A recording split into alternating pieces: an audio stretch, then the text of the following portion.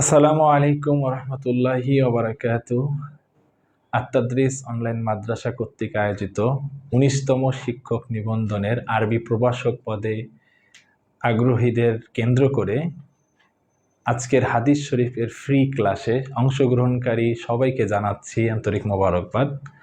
আশা করছি আল্লাহ তাআলার অশেষ মেহেরবানিতে দূর দূরান্ত থেকে যে যেখান থেকে আমাদের সাথে যুক্ত হয়েছেন সকলেই সুস্থ আছেন, ভালো আছেন এবং আগামীর নতুন নব নির্বাচিত বা নব শিক্ষকদেরকে অগ্রিম জানাচ্ছি মোবারকবাদ। আশা করছি আল্লাহ তাআলা আপনাদের মাধ্যমে দেশ, জাতি এবং মুসলিম উম্মার বিশাল এক খেদমত হবে আপনাদের হাত ধরেই।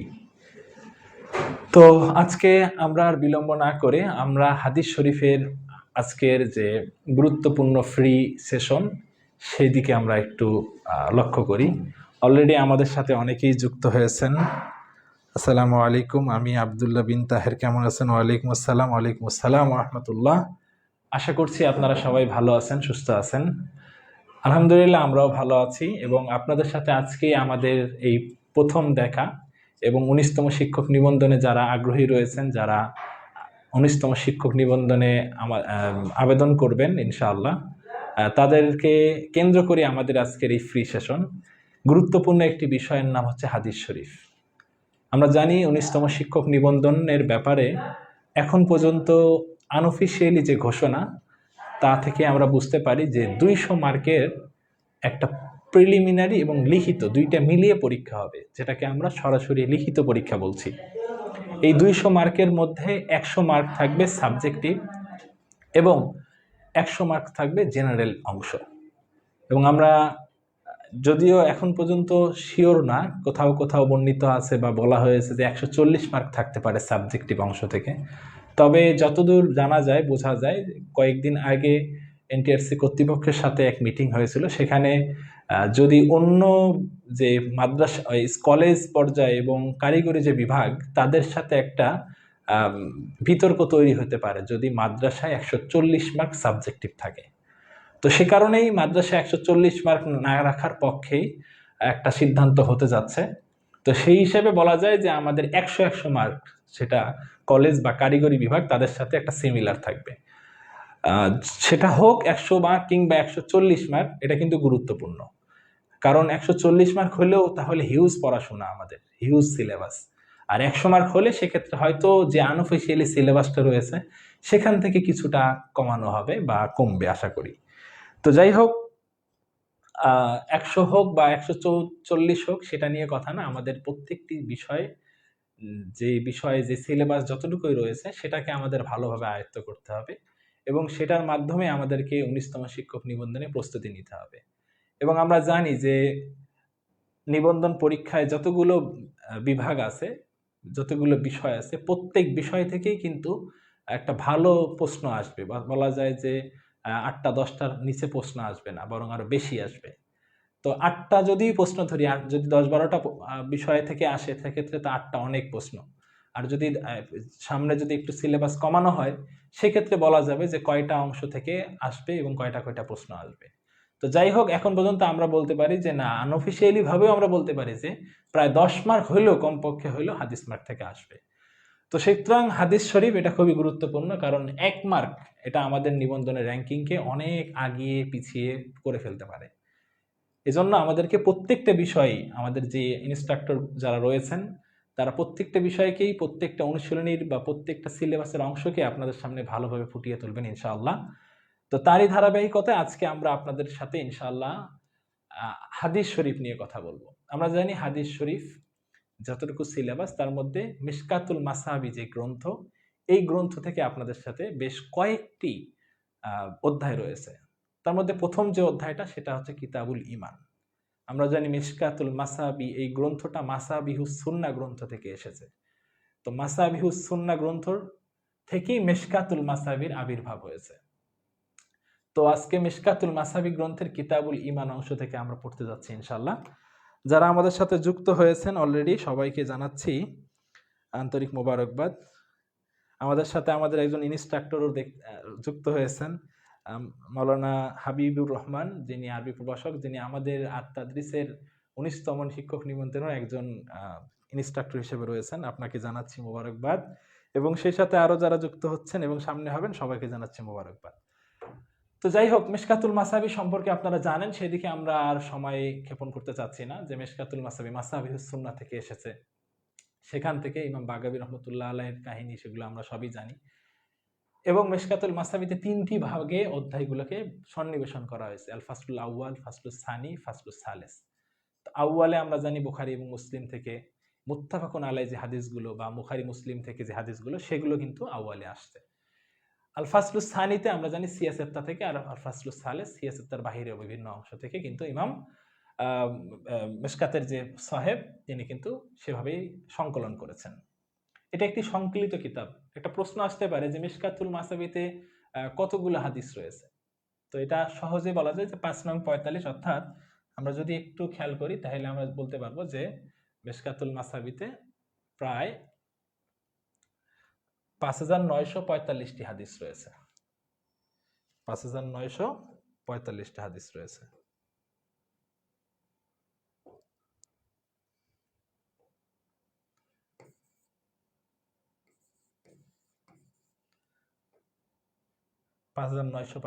হাদিস রয়েছে। তো এটা একটা প্রশ্ন আসতে পারে যে হ্যাঁ, মিশকাতুল মাসাবিতে কতটি হাদিস রয়েছে।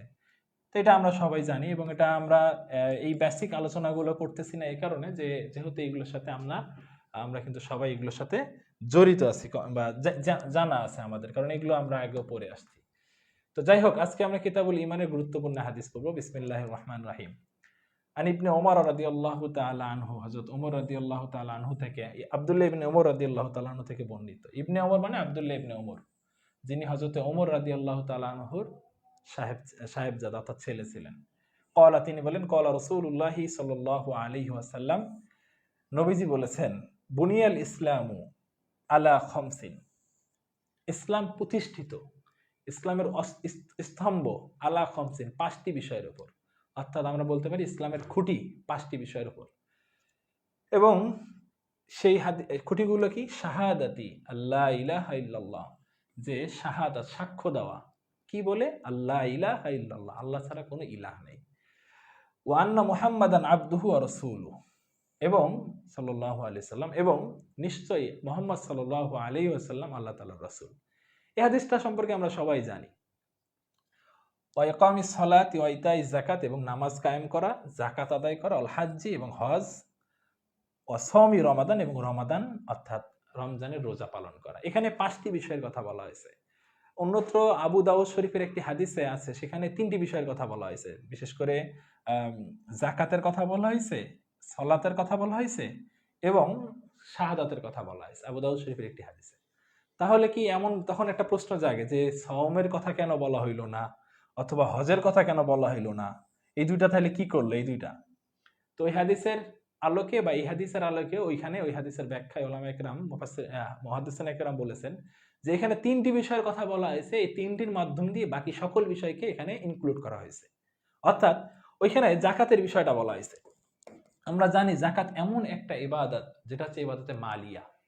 আবার আমরা জানি সালাত এমন একটা ইবাদত, এটা হচ্ছে বাদানিয়া। অর্থাৎ সালাত এটা টাকা পয়সা দিয়ে না, এটা শারীরিকভাবে আমাকে আদায় করতে হয়। অনুরূপভাবে যাকাত এটা আবার শারীরিকভাবে না, এটা আবার মাল, অর্থ সম্পদ দানের মাধ্যমে আমাকে আদায় করতে হয়। তাহলে এই দুই ধরনের এখানে উল্লেখ করা হয়েছে।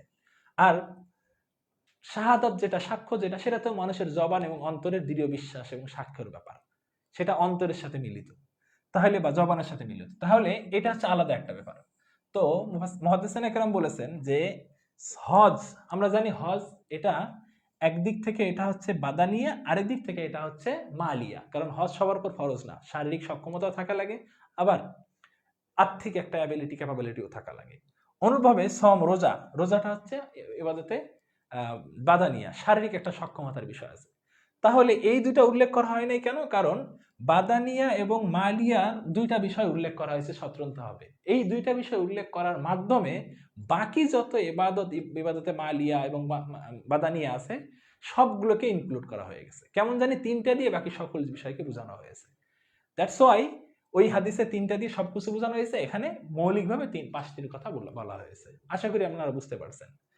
তো যাই হোক, তো গুরুত্বপূর্ণ যে হাদিসটা আমরা পড়লাম, যে আল হাজ্জ ওয়া সাওমি রমাদান মুত্তাফাকুন আলাইহি। এটা হচ্ছে মুত্তাফাকুন আলাইহি, অর্থাৎ ইমাম বুখারী এবং মুসলিম রাহিমাহুল্লাহ উভয়ই কিন্তু এই হাদিসটি বর্ণনা করেছেন তাদের স্ব কিতাবে। এই হাদিস থেকে বিভিন্নভাবে কিন্তু প্রশ্ন হতে পারে। আমরা শেষে কিছু এমসিকিউ পড়বো ইনশাআল্লাহ, যে কিছু হাদিস পড়ে আমরা শেষে আপনাদের সাথে কিছু এমসিকিউ আজকের ফ্রি সেশনে আমরা শেয়ার করব, সেখানে আমরা দেখতে পারবো ইনশাআল্লাহ। যাই হোক, পরবর্তী হাদিসে যাই। আপনারা অনেকেই যুক্ত হয়েছেন, আমরা একটু দেখি কারা কারা যুক্ত হয়েছেন।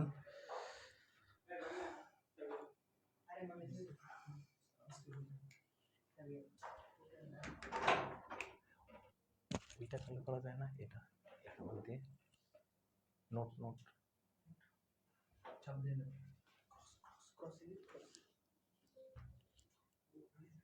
থাক না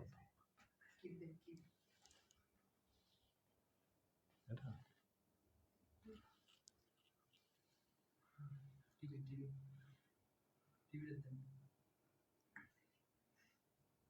দাও তো দাও।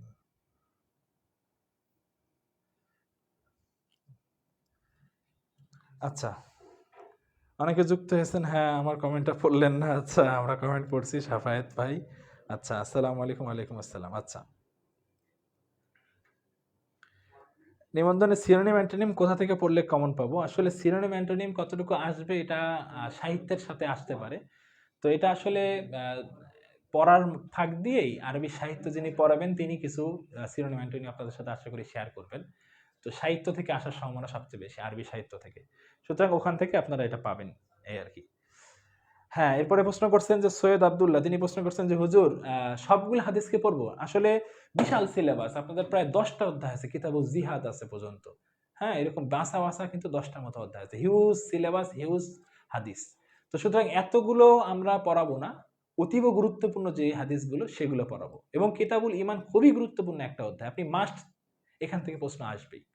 এবং টোটাল হাদিসের যতগুলো অধ্যায় আছে তার মধ্যে সবচেয়ে বেশি প্রশ্ন আসবে কিতাবুল ঈমান থেকেই, কারণ এটা খুবই গুরুত্বপূর্ণ একটা অধ্যায়। এজন্য কিতাবুল ঈমানটা আমাদের খুব ভালোভাবে পড়তে হবে। কারণ আপনারা জানেন যে কিতাবুল ঈমান এমন একটা অধ্যায় যেটা কিন্তু দাখিলেও আলেমেও পড়ে আসতেন, এবং পরবর্তীতেও কিন্তু এই সিলেবাসগুলো থেকে প্রশ্ন আসে, এটা জানেন। তো কারণ এটার গুরুত্ব এত বেশি। এবং শুধু এটাই নয়, বরং কিতাবুল ঈমান আপনারা বিভিন্ন কিতাবের সাথেও আমরা, বুখারী শরীফ, মুসলিম শরীফ, বিভিন্ন সিয়াসতের কিতাবের সাথেও কিন্তু আমাদের এই অধ্যায়ের সাথে সম্পর্ক আছে। দেখেন, বিসমিল্লাহির রহমানির রহিম। ওয়ান আবি হুরায়রা রাদিয়াল্লাহু তাআলা আনহু, এখানে আবু হুরায়রা রাদিয়াল্লাহু তাআলা আনহু নিয়ে প্রশ্ন, যে হযরত আবু হুরায়রা রাদিয়াল্লাহু তাআলা আনহু থেকে বর্ণিত।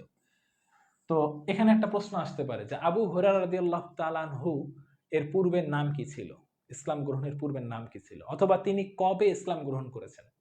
তো এই দুইটা তথ্য খুবই গুরুত্বপূর্ণ। সপ্তম হিজরিতে, এটা মনে রাখতে হবে, সপ্তম হিজরিতে আবু হুরায়রা রাদিয়াল্লাহু তাআলা আনহু ইসলাম গ্রহণ করেন। এবং সেই সাথে তিনি নবীজির সাথে মাত্র 4 বছরের সংস্পর্শে ছিলেন, সোহবতে ছিলেন। এবং তার আগে, ইসলাম ধর্ম গ্রহণের আগে নাম ছিল আব্দুল শামস, আব্দুল উজ্জা, আব্দে শামস, আব্দে শামস তার নাম ছিল। এবং আবু হুরায়রা রাদিয়াল্লাহু তাআলার নাম কি? তার নাম কিন্তু আব্দুল্লাহ। তো এটা কিন্তু বুঝতে হবে। তো তার পূর্বের নাম ছিল আব্দে শামস, এটাও খেয়াল রাখতে হবে। তো দেখেন, এখান থেকে একটা জিনিস, আপনারা তো শিক্ষক হবেন। তো শিক্ষক যারা হবেন তাদের জন্য হযরত আবু হুরায়রা রাদিয়াল্লাহু তাআলা আনহু একটা চমৎকার উৎকৃষ্ট উদাহরণ, উপমা। তিনি মাত্র নবীজির সাথে 4 বছরের সংস্পর্শে ছিলেন, মুলাজামাত, সংস্পর্শ ছিলেন, সোহবতে ছিলেন। তো 4 বছরে তিনি 5374টি হাদিস বর্ণনা করেছেন, যাকে বলা হয় রয়িসুল মুহাদ্দিসিন। দেখছেন আপনি যে 4 বছর নবীজির সাথে থেকে সবচেয়ে বেশি হাদিস বর্ণনা করেছেন। এবং সাহাবায়ে কেরাম সে সময় বলতো যে আকসার আবু হুরায়রা, আবু হুরায়রা একটু বেশি বেশি বর্ণনা করে, কিংবা এত কিভাবে বর্ণনা করে। হ্যাঁ, যে মাত্র অল্প কয়েকদিন আবু হুরায়রা রাদিয়াল্লাহু তাআলা আনহু এত বেশি হাদিস বর্ণনা করলেন। সাহাবায়ে কেরাম তাকে কিন্তু এক ধরনের একটা প্রশ্ন করে বসছিল। তো আবু হুরায়রা রাদিয়াল্লাহু তাআলা আনহু কিন্তু তখন উত্তর দিয়েছেন যে দেখো, আমি কিন্তু এই 4 বছরের ইসলাম গ্রহণের পর নবীজির সংস্পর্শ কখনো ছাড়ি নাই। এজন্য এখান থেকে বুঝতে হবে যে জ্ঞানের সাথে, উস্তাদের সাথে ছাত্রের সম্পর্ক যত নিবিড় হবে, যত গভীর হবে, তত বেশি ফায়দা ওস্তাদ ছাত্র দুইজনই পাবে, বিশেষ করে ছাত্র পাবে। বিশেষ করে এটাই হচ্ছে আবু হুরায়রা রাদিয়াল্লাহু তাআলার জীবনে থেকে আমাদের শিক্ষা, যে নবীজির সাথে সংস্পর্শে এত বেশি ছিলেন 4 বছরে, কখনো নবীজিকে ছেড়ে যান নাই। আমরা জানি তিনি আহলে সুফফার একজন অধিবাসী ছিলেন, সেখানেই কিন্তু সবসময় থাকতেন। নবীজির সাথে কেমন জানি ছায়ার মতো লেগে থাকতেন হযরত আবু হুরায়রা রাদিয়াল্লাহু তাআলা আনহু। তো তো এখান থেকে আপনাদেরকে জানতে বুঝতে হবে, বা ইনসাইট যেটা এখান থেকে যেটা শিক্ষা, সেটা হচ্ছে আমাদের ছাত্রদেরকেও যদি আমরা এভাবে না করতে পারি, তাহলে কিন্তু তারা যোগ্য হতে পারবে না, তারা কিন্তু নৈতিক চরিত্রে উন্নীত হইতে পারবে না। এজন্য আমরা আমাদের ছাত্রদেরকে চেষ্টা করব আমাদের মতো করে গড়ে তোলার, যাতে তারা ভালোভাবে দিনের আলো জ্ঞান অর্জন করতে পারে। যেমনি ভাবে হযরত আবু হুরায়রা রাদিয়াল্লাহু তাআলা আনহু উজ্জ্বল নক্ষত্র হিসেবে এই পৃথিবীর মাঝে, জগৎ মাঝে দৃষ্টান্ত রেখেছেন। আশা করি বুঝতে পারতেছেন আর কি। তো আবু হুরায়রা রাদিয়াল্লাহু তাআলা আনহুকে নিয়ে কথা বললাম, এবং এই তথ্যগুলো খুবই গুরুত্বপূর্ণ, যে কখন ইসলাম গ্রহণ করেছেন এটা খুবই গুরুত্বপূর্ণ, এবং কতটি হাদিস বর্ণনা করেছেন খুবই গুরুত্বপূর্ণ। তো দেখেন তিনি কি বলেছেন, যে রাসূলুল্লাহ সাল্লাল্লাহু আলাইহি সাল্লাম বলেন, নবীজি বলেছেন, জাল ঈমানু ঈমান বিদউ, এই যে বিদউ এটা একটা গুরুত্বপূর্ণ শব্দ। বিদউন শব্দটা কতকে বোঝায়? ১ থেকে মনে রাখবেন ৩ থেকে ১০ পর্যন্ত সংখ্যাগুলোকে বিদউ বলা হয়। ঠিক আছে, ৩ থেকে ১০ সংখ্যাকে বিদউ বলা হয়।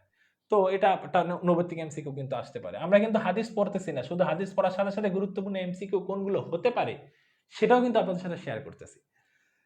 তো অসাবউনা শোবা, অর্থাৎ ৭০-এরও অধিক, ৭০ প্লাস, প্লাস দ্বারা কত হইতে পারে এটা আল্লাহু আলাম। কারণ এই হাদিসের ব্যাখ্যায় মুহাদ্দিসিনে কেরাম বলেছেন যে এখানে আধিক্যতা বুঝাইতে বলা হয়েছে, অন্য জায়গায় ১০০-র উপরে কথা বলা হয়েছে, অন্য হাদিসে সিত্তুনা বলা হয়েছে, ৬০-এরও অধিক বলা হয়েছে। তো ৬০-এরও অধিক, ৭০-এরও অধিক, ১০০-র অধিক, এটা দ্বারা বোঝানো হয়েছে ইমানের অনেক শাখা আছে, অনেক অনেক শাখা আছে। তো এই যে অসংখ্য বা অনেক শাখা রয়েছে, তার মধ্যে থেকে ফাআবদুলুহা, সর্বোত্তম শাখা হচ্ছে কওলু লা ইলাহা ইল্লাল্লাহ, আল্লাহ তাআলাকে এক বলে স্বীকার করা।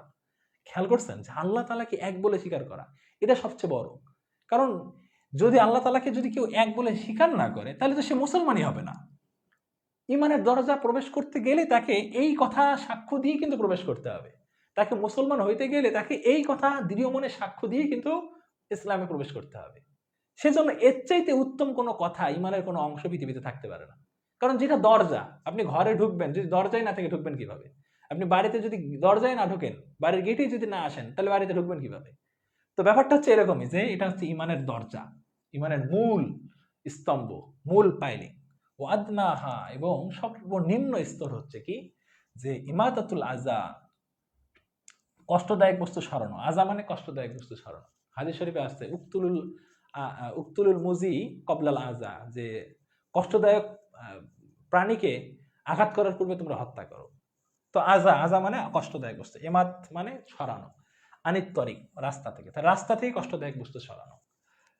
অল হায়া উশুবাতুন মিনাল ঈমান, এবং আলাদাভাবে বলা হলো আল হায়া উশুবাতুন মিনাল ঈমান। এখানে দুইটা বিষয়। নাম্বার 1, যে এই যে হায়াকে মানে রাস্তা থেকে কষ্টদায়ক বস্তু সরানো, এটা কিন্তু সামাজিক একটা বিষয়। তাহলে এই যে সামাজিক একটা বিষয়, এখানে এটা কিন্তু প্রশ্ন আসতে পারে যে এটা কি ধরনের বিষয়, ঈমানের কি ধরনের বিষয়, এটা সামাজিক ধরনের বিষয়। ঈমানের অনেক বিষয় আছে, কিছু আমলগত বিষয়, কিছু বিশ্বাসগত বিষয় ঈমানের, হ্যাঁ, কিছু সামাজিকগত বিষয়, কিছু বিভিন্ন দৃষ্টিকোণ থেকে কিন্তু ঈমানের শাখাগুলো বিস্তৃত বা ভাগ। তার মধ্যে এই যে কষ্টদায়ক বস্তু সারানো, এটা হচ্ছে ঈমানের সামাজিকগত বিষয়। দেখছেন, ইসলাম সমাজকে সুন্দর করতে চায়, সামাজিকভাবে ইসলাম আদর্শ সমাজে গড়তে চায়। এটার একটা অন্যতম প্রমাণ হচ্ছে যে সর্বনিম্ন যেটা, সেটা যদি রাস্তা থেকে কষ্টদায়ক একটা বস্তু সরানো হয়, তাহলে সামাজিক বিষয়ের আরো উচ্চ পর্যায়ের ঈমানের শাখা কি কি হইতে পারে আপনি একটু চিন্তা করতে পারেন? ইসলামের চাইতে পৃথিবীতে কোনো ধর্ম এরকম আছে? নাই। রাস্তা থেকে একটা সিম্পল একটা রাস্তা হেঁটে যাচ্ছেন আপনি, সেখানে একটা কষ্টদায়ক বস্তু পড়ে আছে, একটা পাথর, নুড়ি, ইত্যাদি পড়ে আছে, ইট পড়ে আছে, এটা তো কারো সমস্যা করতেছে না, এক কোনায় পড়ে আছে ধরেন, সেটাকে আপনি সরায় রাখতেছেন অপর মুসলিম ভাই যেন কষ্ট না হয়, যেটা ভবিষ্যতে হতে পারে কারো কষ্ট, এই জিনিসটাকে চিন্তা করে আমি সেই কষ্টদায়ক বস্তুটা ছড়িয়ে ছড়িয়ে দিচ্ছি। তাহলে ইসলাম কত চমৎকার, যে এর চাইতে সামাজিক বিষয় বা সমাজ আদর্শ সমাজ এর চাইতে আর কি হইতে পারে? এই গুণাবলীগুলো চাইতে আর কি থাকতে পারে?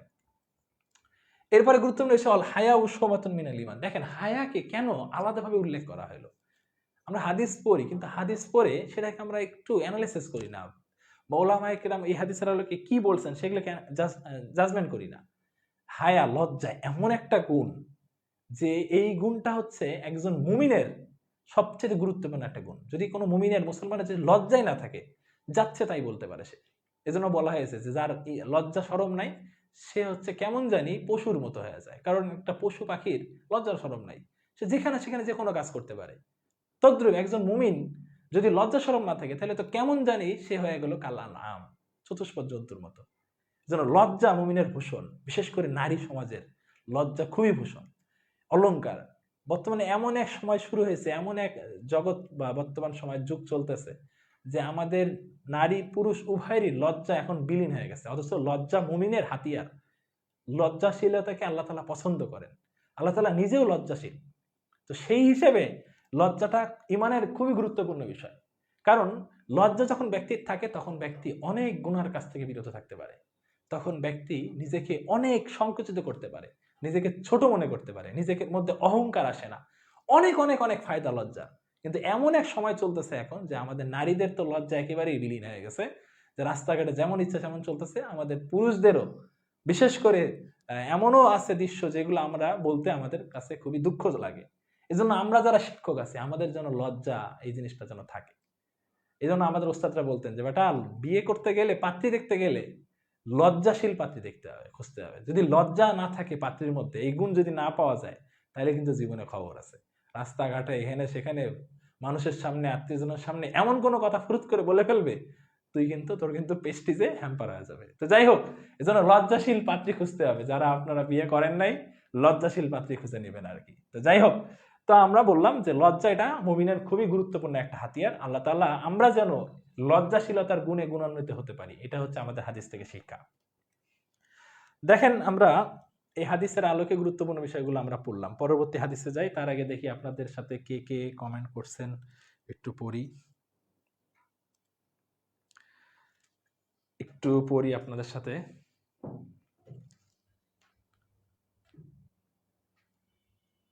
ওয়ালাইকুম আসসালাম ওয়া রাহমাতুল্লাহ। আরবি ভাষার নিয়মিত ক্লাস কি এখানে পাবো?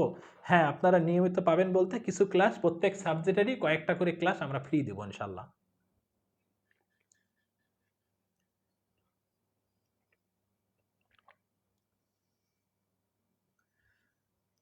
যারা পেইড বেসে ভর্তি হবেন আমাদের কোর্সে,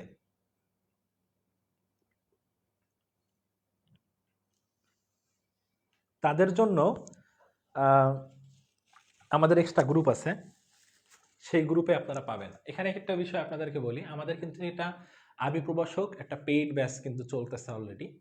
তো সেই পেইড ব্যাচেরই কিন্তু আমাদের কিছু ক্লাস আমরা ফ্রি দিচ্ছি আপনাদের খেদমতে। এটা সম্পূর্ণ খেদমতে ফ্রি। আমরা চাই মাদ্রাসা, আমাদের কোর্সে যারা ভর্তি হবে তারা ছাড়াও যেন মাদ্রাসা জগতে যারা আসতে চায় তাদের আমরা কিছু খেদমত করতে পারি লিল্লাহি। এই জন্য প্রত্যেক সাবজেক্টেরই, প্রত্যেক বিষয়েরই কিছু ক্লাস আমরা ফ্রি আপনাদের সাথে খেদমতে থাকবো। তবে যারা ভর্তি হবেন তাদের জন্য রয়েছে অবশ্যই সুবর্ণ সুযোগ। আমরা দারুন নাজাতের, বিশেষ করে দারুন নাজাতের আমাদের এই কোর্সে গুরুত্বপূর্ণ বড় বড় ওস্তাদরা তারা ক্লাস নেবেন। সুতরাং আপনারা যারা ভালো একটা ঠিকানা, ট্রাস্টেড একটা জোন পেতে চান, আমাদের আত-তাদরিসের আরবি প্রভাষক কোর্সে ভর্তি হতে পারেন, নিঃসন্দেহে ভর্তি হতে পারেন ইনশাআল্লাহ।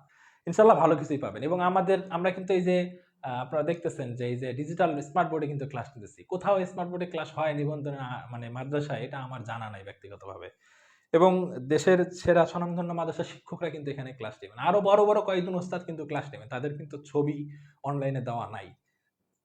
তারা গেস্ট টিচার হিসেবে আসবেন, দুই একটা বিষয়, প্রত্যেক বিষয়ে ক্লাস নেবেন। তাদের যোগ্যতা, তাদের জ্ঞান, তাদের অভিজ্ঞতা, এবং তারা এনটিএস এর পরীক্ষার সাথেও কিন্তু অনেক সময় জড়িত থাকেন, ভাইবাটাই বা বিভিন্ন জায়গায়। সুতরাং তাদের একটু সোহবত বা তাদের একটু নির্দেশনা, এটা আমাদের অনেক বড় কিছু ইনশাআল্লাহ। তো যাই হোক, হ্যাঁ, সবচেয়ে গুরুত্বপূর্ণ বিষয় হচ্ছে যে এখন তো অফার চলতেছে, সম্ভবত এখন 2000 টাকায় মানে ভর্তি হতে পারবেন। আপনি দেখেন, জেনারেল বিষয় এবং সাবজেক্টিভ বিষয় দুইটাই কিন্তু আমাদের এখানে পাবেন ইনশাআল্লাহ। এজন্য আশা করি আপনারা এখানে ভর্তি হলে আমাদের কাছে ইনশাআল্লাহ নিরাশ হবেন না, ভালো কিছু পাবেন।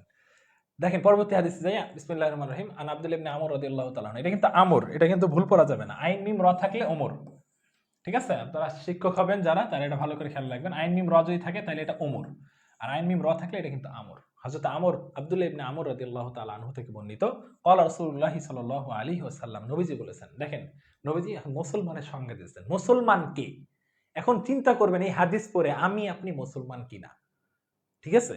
এই হাদিস পড়ে শুধু হাদিস পড়লাম, অনুবাদ করলাম আর শিখলাম এ না। এটা থেকে কি বুঝলাম?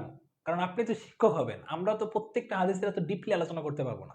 কিন্তু কিছু হাদিসের কিছু ডিপলি আপনাদের সাথে শেয়ার করতে চাই, যাতে আপনি যখন শিক্ষক হবেন এই হাদিসই পড়াবেন, আপনি কিন্তু ঠিকই আলেমে যে এই অধ্যায়গুলোই পড়াবেন, এই হাদিসগুলোই পড়াবেন, সে সময় যেন আপনার চিন্তার জগৎ আরো যেন প্রসারিত হয়, আপনার কল্পনার জগৎ যেন বিস্তৃত হয়, আপনি যেন আপনার শিক্ষার্থীদের সাথে কিছু বিষয় শেয়ার করতে পারেন। এই জন্য আপনাদের সাথে এই কল্পনার জগতের একটা মানে দুয়ারটা খুলে দেওয়া, একটা কল্পনা জগতের সাথে একটা রিলেশন করে দেওয়া, রিলেটেড করে দেওয়া, এটাই কিন্তু আমাদের উদ্দেশ্য। এজন্য কিছু হাদিসের আমরা একটু ব্যাখ্যা করতেছি। অবশ্যই অবশ্যই মোতালা করে যাবেন, ব্যাখ্যা গ্রন্থ পড়ে যাবেন। সেই সাথে আমরা কিছু কথা আপনাদের সাথে শেয়ার করতে চাই, যাতে আপনাদের জগৎটা আরো বিস্তৃত হয়। দেখেন, নবীজি মুসলমানের সংজ্ঞা দিতেছেন, পরিচয় দিতেছেন যে মান সালিমাল মুসলিমুনা, যে মুসলমান নিরাপদ থাকে, মুসলমানরা যার কাছ থেকে নিরাপদ থাকে, কিসে থেকে? মিন লেসানিহি, জবান থেকে, ওয়াদিহি, তার হাত থেকে। অর্থাৎ মুসলমানকে ওই ব্যক্তি মুসলমান যার কাছ থেকে অপর মুসলমান ভাই নিরাপদে থাকে। কিসে? জবান থেকে, হাত থেকে। হাত থেকে উদ্দেশ্য কি শুধু হাত না, যে কোনো আঘাত থেকে, অর্থাৎ শারীরিক মানসিক ভাবে যে কোনো আঘাত থেকে। আর জবান মানে তো মানসিক আঘাত, গালিগালাজ থেকে শুরু করে যাবতীয় সকল বিষয় থেকে। অর্থাৎ দেখছেন, একজন মুসলমানের কাছে আরেকজন মুসলমান যদি নিরাপদ না হয়, তাহলে তো সে মুসলমানই পড়ে না। এখন আমাদের রাজনৈতিক প্রেক্ষাপটে দেখেন কি অবস্থা আমাদের দেশের। সবাই মুসলমান আমরা, কিন্তু রাজনৈতিক একটা পরিচয় আমরা লালন করি। এজন্য হয়ে যায় কি দিন শেষে, যে আমাদের সাথে এক ধরনের একটা একটা কি বলবো, একটা কুসম্পর্ক তৈরি হয়ে যায়, হিংসা বিদ্বেষী মনোভাব একটা তৈরি হয়ে যায়, একদল আরেক দলকে আমরা ভালো বলি না। এজন্য কোনো শিক্ষকের রাজনৈতিক পরিচয় থাকতে পারে না। শিক্ষক হবে আদর্শ, শিক্ষকের সাথে ছাত্রের সম্পর্ক হবে উইদাউট এনি পলিটিক্যাল কোনো রিলেশন থাকতে পারে না। কারণ শিক্ষক যখন পলিটিক্যাল যখন তার থাকবে, পরিচয় যখন থাকবে, তখন কি হবে? তখন অন্য মতাদর্শী যারা রয়েছেন তাদের সাথে তার একটা দূরত্ব তৈরি হবে, মানসিকভাবে হোক, অন্যত্রভাবে হোক। ফলপ্রসূ কিন্তু দিন শেষে আমাদের অনেক বিচ্ছিন্ন ঘটনা, হানাহানি, মারামারি থেকে শুরু করে আরো কঠিন ঘটনায় চলে যেতেছে। কিন্তু এগুলো সবকিছুর মূলে কিন্তু এই যে আমাদের মূল বিষয় হচ্ছে যে আমাদের মৌলিক জায়গা থেকে আমরা সরে গেছি, আমরা একটা আলাদা পরিচয় নিয়ে আসছি, যেই পরিচয়টার কারণে আমাদের সাথে একটা হিংসা বিদ্বেষ মনোভাবে তৈরি হয়। এজন্য তখন কি আমরা মুসলমান থাকতে পারি? কারণ আমার কাছ থেকে যদি আমার অন্য মতাদর্শের ভাই, সেও তো মুসলমান, সে যদি নিরাপদ না হয়, তাহলে আমি কেমন মুসলমান হইলাম? আমি দেখা যাচ্ছে ওপেনলি তার নামে মিথ্যা কথা বলতেছি, অপবাদ দিতেছি, কারণ আমি তো আরেক দলের আদর্শ, সে তো আরেক দলের আদর্শ লালন করে। সুতরাং আমাকে তো তাকে কি করতে হবে? ডিফেন্ড করতে হবে, আমাকে তো কিছু কথা, কটু কথা শোনাইতে হবে। তো সে কটু কথা শোনাচ্ছে অনলাইন অফলাইনে, আমি শোনাচ্ছি অনলাইন অফলাইনে। এই চলতেছে বর্তমান সময়। আমরা শিক্ষক হতে চাই, কিন্তু আদর্শ শিক্ষকের গুণাবলী আমাদের মধ্যে নাই। আপনি আজকে খেয়াল করে দেখেন, অনলাইন অফলাইনে যারাই বেশি কথাবার্তা বলতেছে, এদের মধ্যে একটা মোটা সংখ্যক কিন্তু শিক্ষক। অথচ শিক্ষকদের কাছ থেকে এমন দৃশ্য পরিচয় কিন্তু আমরা চাই না। এজন্য এখান থেকে বের হয়ে আসতে হবে যে মান সালিম আল মুসলিমুনা মিন লিসানি। আমি যদি আসলে আদর্শ মানুষ না হই, আদর্শ মুসলমান না হই, আমার কাছ থেকে যদি অপর মুসলমান ভাই জবান এবং হাত থেকে যদি মুক্তি না পায়, তাহলে আমি কেমন মুসলমান? এই মুসলমান হওয়ার কোনো মানে হয় না। এজন্য একজন শিক্ষক হিসেবে আপনার প্রতি অনুরোধ থাকবে আমাদের, যে আপনি কোনো রাজনৈতিক পরিচয় লালন করবেন না। যদি আপনি রাজনৈতিক পরিচয় লালন করেন, তখন আপনার শিক্ষার্থীরাও রাজনৈতিক পরিচয় লালন করবে। ফলে কি হবে? আপনার শিক্ষার্থীদের মধ্যে এক এক এক আদর্শ লালন করবে। ফলে তাদের মধ্যে একটা বিশৃঙ্খলা তৈরি হবে, মন মালিন্য তৈরি হবে, একটা পর্যায়ে তো হাতাহাতি হয়ে যায়, মারামারি হয়ে যায়, এবং গীবত, বিদ্বেষ, মনোভাব, হিংসা, এগুলো তো হইতেই থাকে। এজন্য আমরা এখান থেকে বেঁচে থাকার চেষ্টা করবো। অল মুহাজির, এবং প্রকৃত মুহাজির কি? মান হাজারা। এই হাজারা এবং এই যে হাজারা, এটা মনে রাখতে হবে। আর হাজরা, এই দুইটার তাহকিক, এটা কিন্তু অনেক সময় ভাইবা প্রশ্নও চলে আসে। এই হাজরা, হায়ের পরে কিন্তু কি নাই? আলিফ নাই, এটা মানে ত্যাগ করা। আর হাজরা যদি হয়, তাহলে হয় হিজরত করা। যেমন হাজরা নবী সাল্লাল্লাহু আলাইহি ওয়াসাল্লাম মিন মক্কা ইলা মদিনা, যে নবীজি মক্কা থেকে মদিনা হিজরত করেছেন। আর হাজরা মানে ত্যাগ করা, ছেড়ে দেওয়া। এই হাজরা, হা জিম র, হাজরা, এখানে আলিফ নাই। এই ব্যাপারটা কিন্তু খেয়াল রাখতে হবে, যে অনেক সময় প্রশ্ন করা হয় যে হাজারা আর হাজারার মধ্যে পার্থক্য কি, what is different between two. তো এই জিনিসটা কিন্তু আমাদের খেয়াল রাখতে হবে। ভাই অনেক সময় প্রশ্ন করে যে এখন কিন্তু প্রকৃত মুহাজিরের কথা বলা হচ্ছে, অর্থাৎ হিজরতকারী। প্রকৃত হিজরতকারীকে মান হাজারা। এই দেখেন, এই হিজরত আর এই হিজরত কিন্তু দুটো পার্থক্য আছে। যে ত্যাগ করে, যে ছেড়ে দেয়, আর এটা কি? কে প্রকৃত হিজরতকারী? এটা হচ্ছে সেই হিজরত, আর এটা হচ্ছে সেই হাজরা। এই দুটো কিন্তু ভালো করে বুঝতে হবে। তাহকিক আমি কিন্তু বলে দিচ্ছি, এটা কিন্তু ভাবে মুফালা থেকে, হাজরা ইউহাজিরু, আর এটা পাবে নাসারা থেকে, হাজারা ইয়াহজুর পাবে নাসারা থেকে। মা নাহাল্লাহু আনহু, আল্লাহ তাআলা যা নিষেধ করেছেন, অর্থাৎ আল্লাহ তাআলা যা নিষেধ করেছেন সেটাকে ত্যাগ করা, এটাই হচ্ছে প্রকৃত মুহাজির। আমরা এই জিনিসটাই করি যে আল্লাহ তাআলা যে জিনিসটা পছন্দ করেন না সেটাকে ত্যাগ করা। ওয়াহাজা, এতটুকুই হাদিসে আছে, এতটুকু পরেরটুকু দেখেন। ওয়াহাজা লাফজুল বুখারী, এটা হচ্ছে বুখারী এবং মুসলিমের লফজ।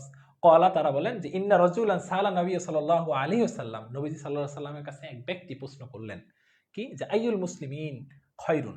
আইয়ুর পরে পরেরটা মাজরুর হয়, এটা মনে রাখবেন। আইয়ুর পরে পরেরটা মাজরুর হয়। তাহালতে জাররিতে মুসলিমুনা ইয়ানুন দিয়ে হয়, ইয়ানুন দিয়ে হয়, ঠিক আছে। মুসলিমুনা ছিল, সেখান থেকে মুসলিমিনা হলো। এটা নাহুর কায়দা, আমরা যখন নাহুতে ক্লাস নেব, হয়তো নাহু আমি পড়াইতে পারি আপনাদের সাথে ইনশাআল্লাহ, সেখানে দেখা হলে আমরা সেখানে ব্যাকরণে যে ব্যাপার স্যাপার আছে সেগুলো নিয়ে আলোচনা করব। ক্বালা, নবীজি বলেন মান সালিম আল মুসলিমুনা মিন লিসানি ওয়া ইয়াদিহি, ওই ব্যক্তি হচ্ছে প্রকৃত মুসলমান যার হাত থেকে অপর মুসলমান এবং জবান থেকে অপর মুসলমান নিরাপদে থাকে। আশা করি বুঝতে পারছেন, এবং আমরা একটু আপনাদের কমেন্ট পড়তে চাই।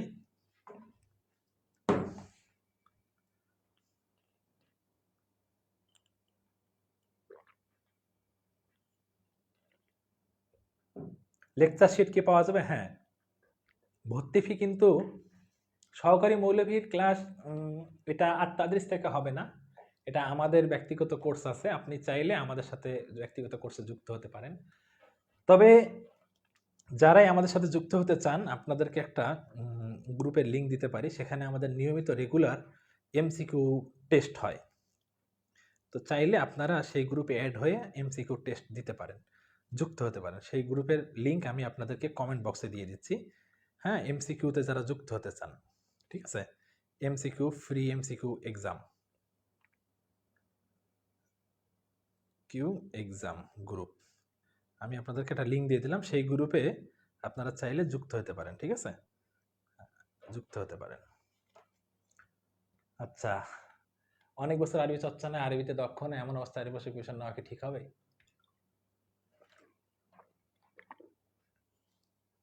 আসলে আপনি যদি ভালো করে পড়েন তাহলে আপনি প্রিপারেশন নিতে পারেন, ঠিক আছে। আচ্ছা, প্রিপারেশন নিতে পারেন। সেক্ষেত্রে লেকচার শিট কি পাওয়া যাবে? হ্যাঁ, প্রত্যেকটা বিষয়ে লেকচার শিট পাবেন। যারা ভর্তি হচ্ছে তাদেরকে কিন্তু এই লেকচার শিটগুলো আমরা দিয়ে দেবো। আপনাদের সাথে সে জাস্ট ফ্রি হিসেবে ক্লাসগুলো শেয়ার করছি। বাট যারা ভর্তি হচ্ছেন আমাদের সাথে তারা কিন্তু প্রত্যেকটা ক্লাসের ফাইল কিন্তু পেয়ে যাবেন এমসিকিউ সহ। আসসালামু আলাইকুম। ওয়ালাইকুম আসসালাম। কাইফা হালুকা? আলহামদুলিল্লাহ। মূল ক্লাস কখন শুরু হবে? হ্যাঁ, মূল ক্লাস তো এগুলো তো মূল ক্লাসের অন্তর্ভুক্ত। মিজানুন ভাই কি বলতেছেন? মূল ক্লাসের অন্তর্ভুক্ত এগুলো মূল ক্লাসেরই কয়েকটা ক্লাস আমরা এখানে বাহিরে ফ্রি হিসেবে আপনাদের সাথে শেয়ার করতেছি। এগুলো মূল ক্লাস শুরু হয়ে গেছে অলরেডি আপনাদের সাথে। আচ্ছা, এরপরে দেখেন পরবর্তী হাদিস, বিসমিল্লাহির রহমানির রহিম। আনাস রাদিয়াল্লাহু তাআলা আনহু, হযরত আনাস রাদিয়াল্লাহু তাআলা আনহু থেকে বর্ণিত, ক্বালা, তিনি বলেন, ক্বালা রাসূলুল্লাহ সাল্লাল্লাহু আলাইহি ওয়াসাল্লাম, নবীজি বলেছেন, লা ইউমিনু আহাদুকুম, তোমাদের কেউ ঈমানদার হবে না, হাত্তা, ততক্ষণ পর্যন্ত, আকুনা আহাব্বা। দেখেন, হাত্তার পরবর্তী শব্দ মুজারে হলে জবরযুক্ত হয়, কারণ হাত্তার পরে আন উজ্জ থাকে, প্লাস আন থাকে, এরপরে মুজারে থাকলে এটা জবরযুক্ত হয়। এই জিনিসটা খেয়াল রাখতে হবে। তাইলে আন কোথায় উজ্জ থাকে? হাত্তার পরে। আন 7টা জায়গায় উজ্জ থাকে, এতটুকু জেনে রাখেন। আন 7 জায়গায় উজ্জ থাকে। 7 জায়গায় উজ্জ থাকার মধ্যে সবচেয়ে গুরুত্বপূর্ণ যেটা, সেটা হচ্ছে হাত্তা। এটাই বেশিরভাগ ব্যবহৃত হয়। তো হাত্তা আকুনা, এজন্য আকুনু ছিল, যতক্ষণ না আমি হব। কানা ইয়াকুনু মানে হওয়া, তা আকুনু হওয়ার কথা, কিন্তু হাত্তা আসার কারণে আকুনা। হাত্তা আকুনা, যতক্ষণ না আমি হব, আহাব্বা ইলাইহি, তার নিকট অধিক প্রিয়, মিন ওয়ালিদিহি, তার পিতার চাইতে, ওয়ালিদ তার পিতার চাইতে, পিতামাতার চাইতে, ওয়ালিদিহি তার সন্তানের চাইতে, ওয়ান্নাসি আজমাইন এবং জগতের সকল মানুষের চাইতে। অর্থাৎ নবীজিকে সবচেয়ে বেশি ভালোবাসতে হবে। ঈমানের দাবি হচ্ছে নবীজিকে ভালোবাসা। এজন্য আমরা কিন্তু হযরত ওমর রাদিয়াল্লাহু তাআলার কাহিনী জানি। হযরত ওমর একবার বললেন, ইয়া রাসূলুল্লাহ, আমি সবচাইতে বেশি ভালোবাসি আপনাকে, কিন্তু আমার নিজের নফস ছাড়া। নবীজি বললেন, তুমি এখনো পূর্ণ ঈমানদার হতে পারো নাই। হযরত ওমর একটু ভারাক্রান্ত হয়ে গেলেন, অতবার তিনি চোখ বন্ধ করলেন, অতবার তিনি বললেন, ইয়া রাসূলুল্লাহ, চোখ খুললেন, হ্যাঁ, এখন থেকে আমি আমার নিজের জীবনের চাইতেও, আত্মার চাইতেও আপনাকে সবচেয়ে বেশি ভালোবাসি। নবীজি বললেন, হ্যাঁ, আল্লাহ, এখন তুমি পূর্ণ ঈমানদার হয়েছো। এজন্য পূর্ণ ঈমানদার হইতে গেলে নবীজিকে ভালোবাসা ছাড়া, নবীজির প্রেম, ভালোবাসা, মহব্বত ছাড়া আমাদের দুনিয়া আখিরাতে কিন্তু উপায় নেই। এজন্য আমাদের নিজেদেরকে যেমন এই হাদিসটা লালন করতে হবে, তদ্রূপ আমাদের শিক্ষার্থী সমাজকে, আমাদের ছাত্র সমাজকে কিন্তু এই হাদিসের মেজদাক হিসেবে গড়ে তুলতে হবে। এই হাদিসের মূল ভাব মূল জিনিস যে ইমানের দাবি, সেই হিসেবে কিন্তু শিক্ষার্থীদের গড়ে তুলতে হবে। অনেক সময় হয় কি যে আমাদের শিক্ষার্থীদের মধ্যে দুরূদ শরীফের প্রতি কোনো কি নেই, কোনো মহব্বত থাকে না। এটা দেখা যাচ্ছে যে তৈরি করে দিবেন কে, এই মহব্বতটা তৈরি করবেন কে? পিতামাতা। পিতামাতা তো করেন না, কারণ তারা এত জানেন না। তো শিক্ষক হিসেবে তো আমাদের দায়িত্ব কি? তাদের মধ্যে দুরূদ শরীফের প্রেম একটা তৈরি করে দেওয়া। এজন্য নবীজির নাম আসলে দুরূদ শরীফ পড়া, রেগুলার কিছু দুরূদ শরীফ পড়ার ট্রেনিং তাদের মধ্যে তৈরি করা, এটা কিন্তু একজন শিক্ষক হিসেবে আমাদের দায়িত্ব। সুতরাং এই হাদিস শুধু পড়লাম এমনটা না, বরং হাদিস পড়ার সাথে সাথে দুরূদ শরীফের একটা ট্রেনিং যদি তাদের মধ্যে আমরা ইনভলভ করতে পারি, ইনক্লুড করতে পারি, তাহলে কিন্তু তাদের মধ্যে নবীজির প্রেম ভালোবাসা আরো বৃদ্ধি হবে। কারণ দুরুদে নবীজির মায়া মহব্বত বৃদ্ধি পায়। আশা করি বুঝতে পারছেন। এর পরবর্তী হাদিসে আমরা যাই।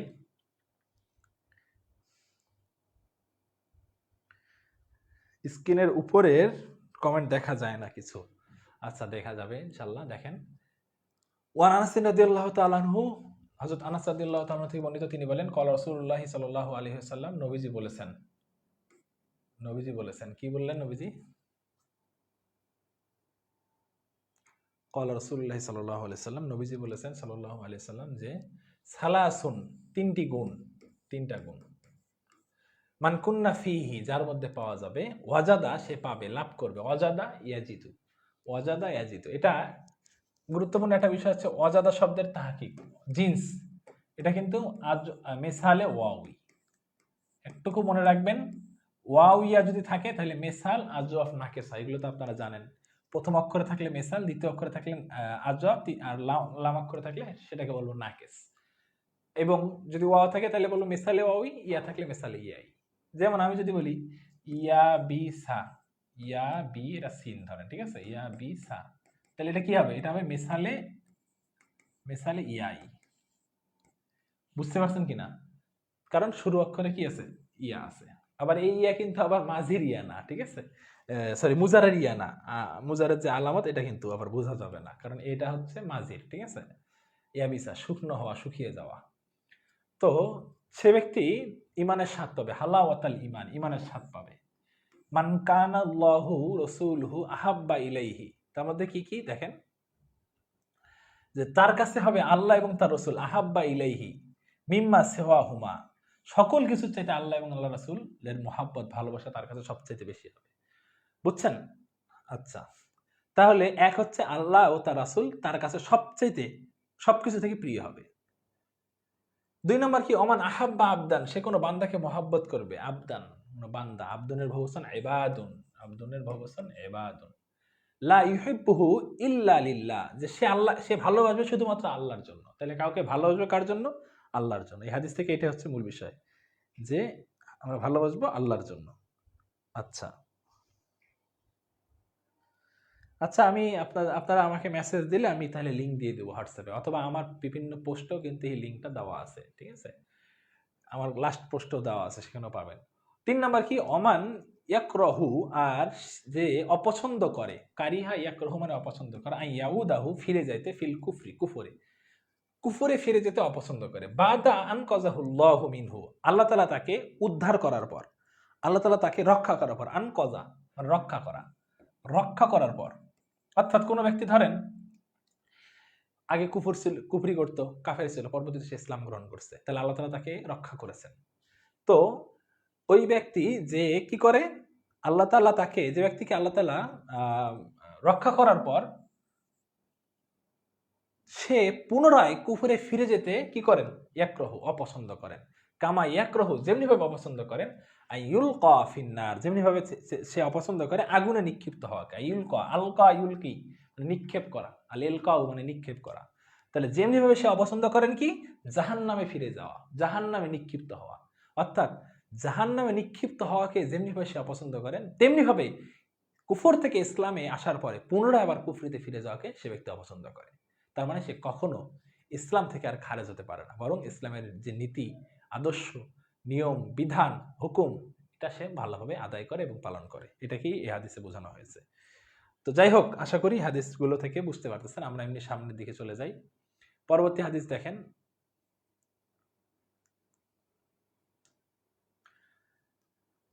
যেমন আব্বাস ইবনে আব্বাস ইবনে মুত্তালিব, হযরত আব্দুল্লাহ ইবনে আব্বাস ইবনে মুত্তালিব রাদিয়াল্লাহু তাআলা আনহু থেকে বর্ণিত, তিনি বলেন, ক্বালা রাসূলুল্লাহ সাল্লাল্লাহু আলাইহি সাল্লাম, নবীজি বলেছেন, যাকা লাভ করলো, যাকা যাওকু মাসদার থেকে আসছে, আর যাওকু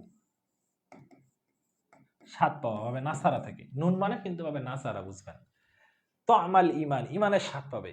ইমানের স্বাদ সেই ব্যক্তি ইমানের স্বাদ পেয়েছে, ওই ব্যক্তি ইমানের স্বাদ পেয়েছে। কোন ব্যক্তি? দেখেন, মান রদিয়া বিল্লাহ, যে আল্লাহকে সন্তুষ্ট করলো, রব্বাও মানে সন্তুষ্ট হলো, যে আল্লাহকে রব হিসেবে পেয়ে সন্তুষ্ট হলো, অবিল ইসলামে দিন, এবং ইসলামকে দিন হিসেবে পেয়ে সন্তুষ্ট হলো, অবি মুহাম্মাদিন সাল্লাল্লাহু আলাইহি ওয়াসাল্লাম রসুল, এবং মোহাম্মদ সাল্লাল্লাহু আলাইহি সাল্লামকে রসুল হিসেবে পেয়ে সন্তুষ্ট হলো। তার মানে এই যে তিনটা বিষয় যার মধ্যে প্রকৃতভাবে থাকবে, আল্লাহকে পাওয়া মানে, আল্লাহকে রব হিসেবে পাওয়া মানে আল্লাহর যত বিধিবিধান আছে সবগুলাকে সে পরিপূর্ণভাবে আদায় করবে।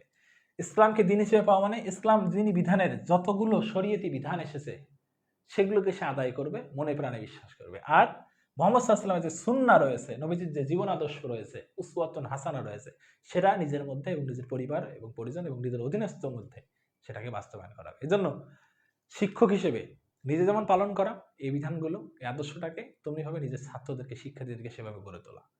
এজন্য আমাদের এই হাদিসের হিসেবে গড়ে তুলতে গেলে আমাদের খেয়াল রাখতে হবে যে আমাদের শিক্ষার্থী সমাজ কিসে নষ্ট হচ্ছে।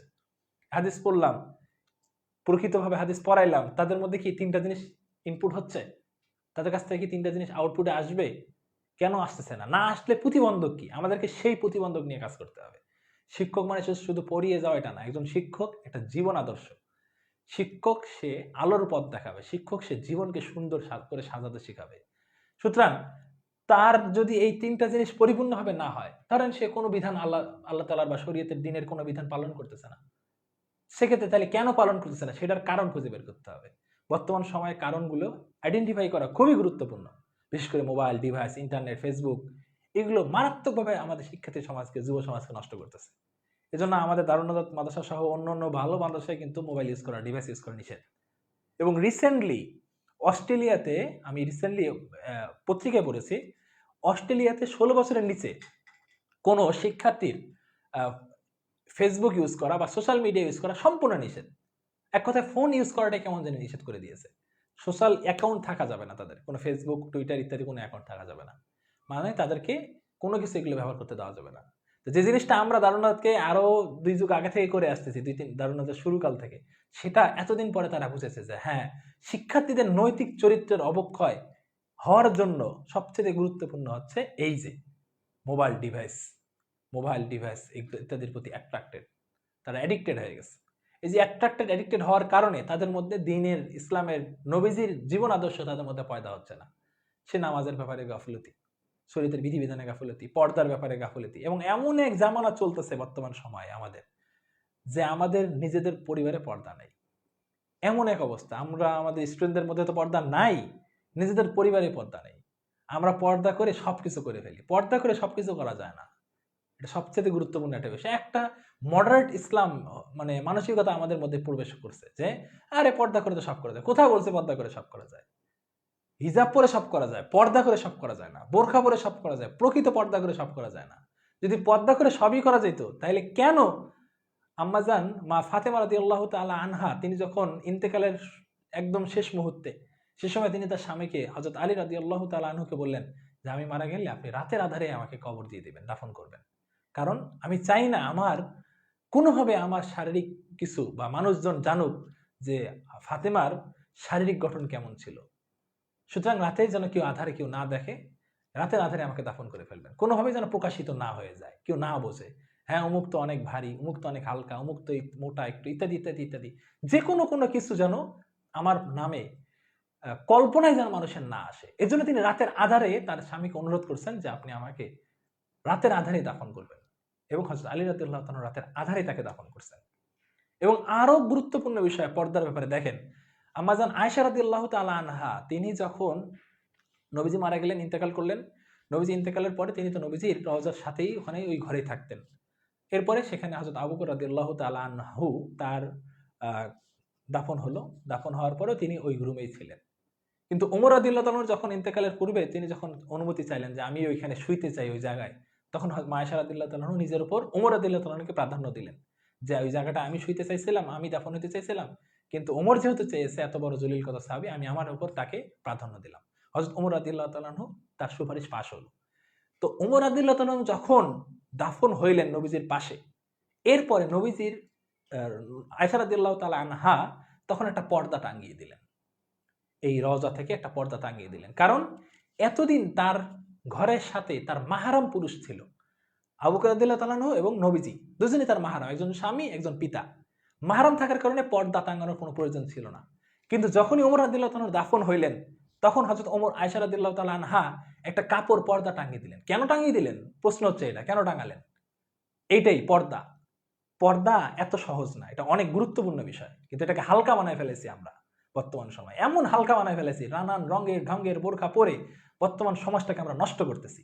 এবং এটা জিনিসটা করতেছে কারা? দেখবেন যে আমরা যারা হুজুররা, আমরা যারা দেখা যায় যে আলেম ওলামাদের পরিচয় দিতেছি, আমাদের পরিবারের মধ্যে পর্দা নিয়ে একটা আ তামাশা চলতেছে। নন মাহরাম, মাহরামের তো কোনো কিছুই নাই আমাদের পরিবারে। তাইলে আমাদের পরিবারে যদি না থাকে, ভালো আছে অবশ্যই, আমি ডেফিনিটলি তাদেরকে কটাক্ষ করছি না। কিন্তু যদি আমাদের পরিবারে যদি এই অবস্থা, তাহলে আমাদের শিক্ষার্থী সমাজ কি হবে?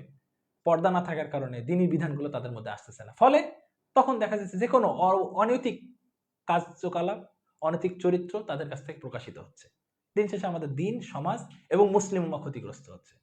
আজকের মুসলিম উম্মাহ ক্ষতিগ্রস্তের পিছনে মূল কারণগুলো কিন্তু এগুলোই, যে আমরা এই জায়গাগুলো ডেভেলপ করতে পারতেছি না।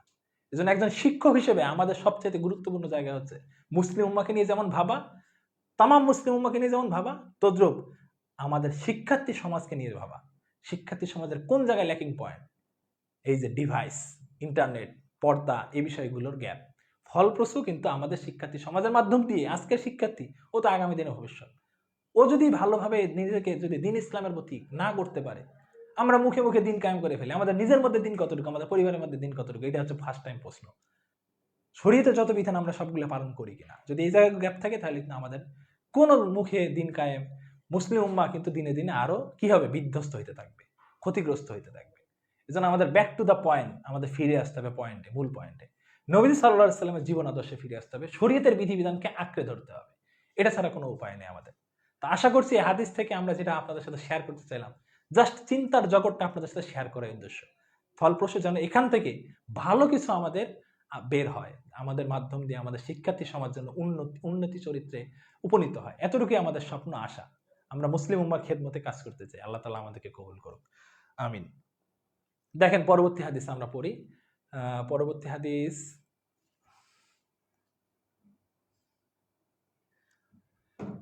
বিসমিল্লাহির রহমানির রহিম। দেখেন, ওয়ান ইবনে ওমর রাদিয়াল্লাহু তাআলা আনহুমা, হযরত আব্দুল্লাহ ইবনে ওমর রাদিয়াল্লাহু তাআলা আনহু থেকে বর্ণিত, তিনি বলেন, আচ্ছা একটু কমেন্টস গুলো দেখি।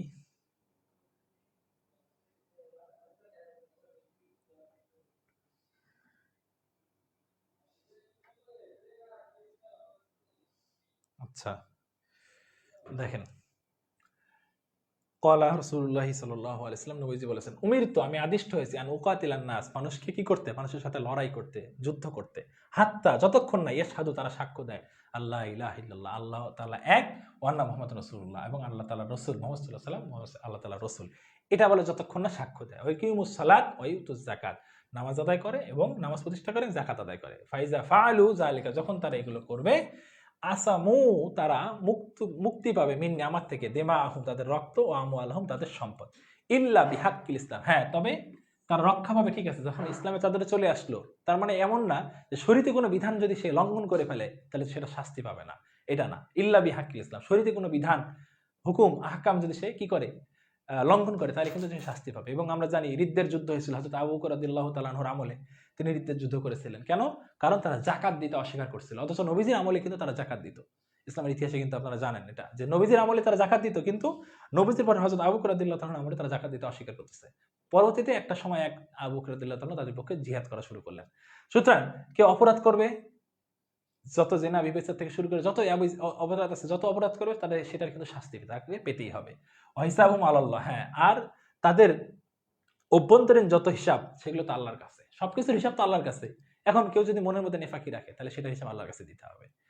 তো যাই হোক, আশা করি বুঝতে পারছি যে মানুষের সাথে দিন কায়েমের জন্য জোর করা যাবে না, যে হ্যাঁ জোর করে আমি কাউকে দিন ইসলাম গ্রহণ করতে পারবো না, লা ইকরাহা ফিদ-দীন, যে জোর জবরদস্তি নাই দিনের মধ্যে। তো দাওয়াত দিতে পারে, যখন কেউ দিনী দাওয়াত আমার রিসিভ করবে, বাস আলহামদুলিল্লাহ, তোমাকে এখন শরীয়তের বিধিবিধান নবীজির যে জীবন আদর্শের সুন্নাহ সবগুলো তোমার মধ্যে পালন করতে হবে। হ্যাঁ, এর মধ্যে যদি তুমি কোনো শরীয়ত বিধান সম্পর্কে লঙ্ঘন করে ফেলো, শরীয়ত বিধানকে যদি তুমি কটাক্ষ করে ফেলো ইত্যাদি ইত্যাদি, তাহলে কিন্তু সেটা শাস্তি শরীয়ত যেটা নির্ধারণ করেছে সেটা তোমাকে পেতে হবে।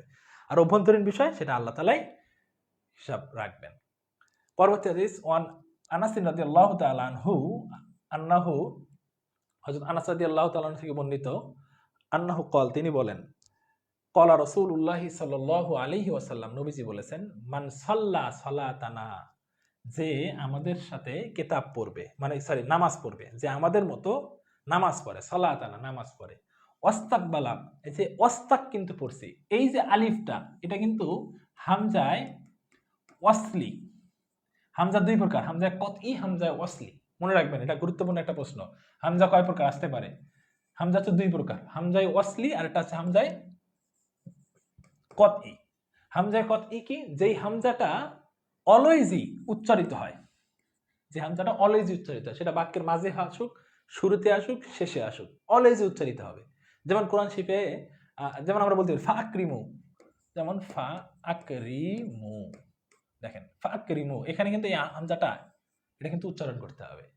আর যে হামজাটা মিলিয়ে পড়লে উচ্চারিত হয় না, যেমন ফাজতানিবুর রেজসা, যেমন কোরআন শরীফে আছে আমরা ফাজতানিবু, ফাজতানিবু, ফাজতা, দেখেন ফাজতানিবু, এখানে কিন্তু আলিফ আছে, ফাজতানিবু, এই যে আলিফ আছে ফায়ের পরে, ঠিক আছে, ফাজতানিবু। তো এখানে যে এই যে আলিফটা এটা কিন্তু উচ্চারণ হয় নাই। ফাজতানিবুর রেজসা মিনাল আওসান, কোরআন শরীফে আছে যে তোমরা মূর্তি পূজা থেকে বিরত থাকো। তো এই যে ফাজতানিবু এটা কিন্তু হামজায়ে ওয়াসলি। অনুরূপভাবে এই যে ওয়াস্তাকবালা এটাও কিন্তু হামজায়ে ওয়াসলি, এটা কিন্তু হবে না, উচ্চারণ করা যাবে না। তো সুতরাং এই বিষয়টা কিন্তু আমাদের খেয়াল রাখতে হবে, হামজায়ে ওয়াসলি, হামজায়ে কতই। তো অনেক সময় করে কি, অনেকে আমি দেখছি যে হামজায়ে ওয়াসলি কতির ব্যবহারটা খুবই ভুল করে ফেলে, এবং অনেক ইমামরাও আছে, খতিবরাও আছে, এটা জানে কি জানে না আল্লাহই জানে, অনর্গল হামজায়ে ওয়াসলির করে উচ্চারণ করে ফেলে। যেমন একটা হাদিস আছে না, রমজান মাস চলছে, যে মান কামা রমাদান ঈমানু ওয়াহতিসাবা, তো খুব শুদ্ধ উচ্চারণ করে অনেকে বলে ফেলে কি ওয়াইহতিসাবান, ওয়াইহতিসাবান বলা যাবে না, মিলায় পড়লে ওয়াহতিসাবান বলতে হবে, যে সওয়াবের নিয়াতে যে নামাজ আদায় করলো, রমজান রোজাগুলো পালন করলো, তার জীবনের গুনাহগুলো মাফ করে দেওয়া হবে, এই হাদিসটা, ঠিক আছে, এটা কিন্তু সবাই জানেন আপনারা। তো যাই হোক, ওয়াস্তাকবালা। আবার আরেকটা বিষয় হচ্ছে হামজা আর আলিফের মধ্যে পার্থক্য কি, ঠিক আছে। হামজা হচ্ছে যে হরকত শূন্য, হরকত বা সাকিন শূন্য, এটা হচ্ছে আলিফ, সাকিন না থাকা। আল খালিউ আনিল হারাকাতি ওয়াস সুকুনি, আমি এটা লিখে দিলে মানে ভালো হয়, মনে রাখেন এটা, আল খালিউ আনিল হারাকাতি ওয়াস সুকুনি ইকালু লাহু, তাকে বলা হয় আলিফ, তাকে আলিফ বলা হয়। যে হরকত এবং সুকুন, এই যে হরকত জবরজের পেশ এবং সুকুন, এইটা থেকে যখন মুক্ত থাকে তখন সেটাকে আলিফ বলা হয়। তো এটা হচ্ছে আলিফ, কারণ এখানে মুক্ত, এটা হচ্ছে আলিফ, এর চেয়ে বেশি। আর হামজা কোনটা? যেখানে মুক্ত থাকে না, হয়তো কোনো না কোনো কিছু থাকে, জবর থাকে, জের থাকে, পেশ থাকে, নাহলে সুকুন থাকে। আশা করি এটা ভালো করে বুঝতে পারছি আমরা, আশা করি ইনশাআল্লাহ।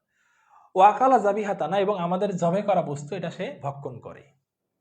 ফলে জালিকাল মুসলিমু, সেই হচ্ছে প্রকৃত মুসলমান, ঠিক আছে, সেই হচ্ছে প্রকৃত মুসলমান, আল্লাজি লাহু জিম্মাতুল্লাহি ওয়া জিম্মাতুর রাসূলি, সে ব্যক্তি হচ্ছে আল্লাহ এবং তার রাসূলের দায়িত্বে থাকবে, দায়িত্ববদ্ধ। অর্থাৎ তোমরা আল্লাহ দায়িত্বের ব্যাপারে প্রতিজ্ঞা ভঙ্গ করো না, ঠিক আছে।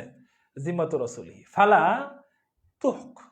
তুখরিফু, ফালা তুখরিফুল্লাহ ফি জিম্মাতিহি, সুতরাং তোমরা তুখরিফু মানে ভঙ্গ করো না, কি ভঙ্গ করো না? আল্লাহ তাআলার প্রতিজ্ঞার ব্যাপারে, জিম্মাতের ব্যাপারে, তোমরা আল্লাহর দায়িত্বের ব্যাপারে তার প্রতিজ্ঞা ভঙ্গ করো না। অর্থাৎ এই জিনিসগুলো যেন আমরা যারা পালন করবো তাদেরকে আমরা মুসলমান বলবো, তাদের উপর আমরা কেন কটাক্ষ না করি, কারণ তারা আল্লাহ তাআলার দপ্তরে মুসলমান হিসেবে কিন্তু লিপিবদ্ধ হয়ে যায়। কারণ এই তিনটা জিনিস যার মধ্যে থাকে, সে আস্তে আস্তে সে কিন্তু দিনের মধ্যেই মৌলিক বিষয়গুলোর মধ্যে চলে আসছে, সুতরাং সে আল্লাহকে এক বলে স্বীকার করে, এটা বুঝতে হবে।